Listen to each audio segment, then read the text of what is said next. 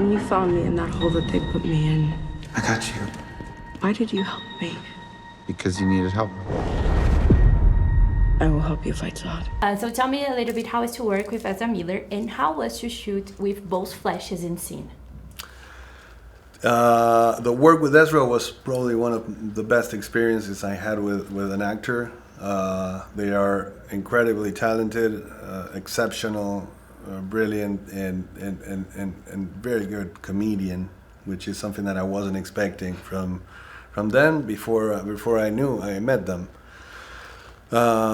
And the challenge about shooting those, the two Ezras was, I was very when I started seeing what Ezra was doing, all my concerns flew off the window because I knew that they got it.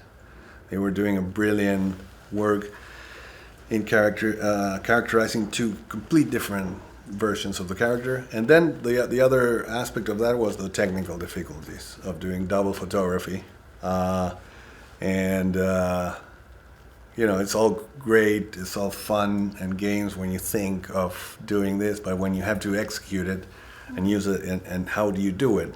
The methodology was strange, was challenging. I didn't want to use the old techniques of double photography because I wanted a visual style to tell the story that was with a more liberated camera. So we finally found this technique, and it's called volume capture, and it was a success. And for you, what's what's the biggest difference between shooting a superhero movie and a horror movie? Differences? Yes. Well, there's traits that define the genres, but the important things are the essential elements of drama, and they are and both genres depend on good storytelling and a good emotional connection with the characters.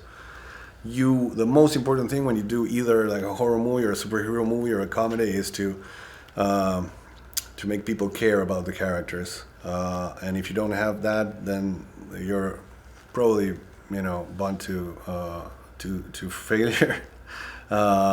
So, I mean, everyone knows the traits of horror and the traits of superhero movies. I, of course, accepted the challenge knowing that I would have to at least get near the bar of those movies. The bar is pretty high because there's been a lot of great superhero movies, and I wanted to just bring something, at least one or two fresh things to the table. Mm-hmm.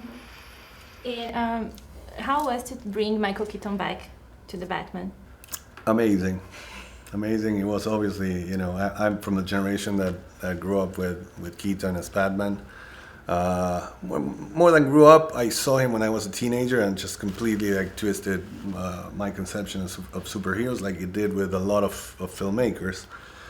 There was a void, there was a vacuum of Batman for a long time, and Tim Burton accepted the challenge of bringing it back to life, and he did it with an incredible, style and tone. And it really was a cultural phenomenon that changed everything in superhero universe. So bringing it back to life was, I never thought anyone would do it. Mm-hmm. So doing it myself was a dream come true.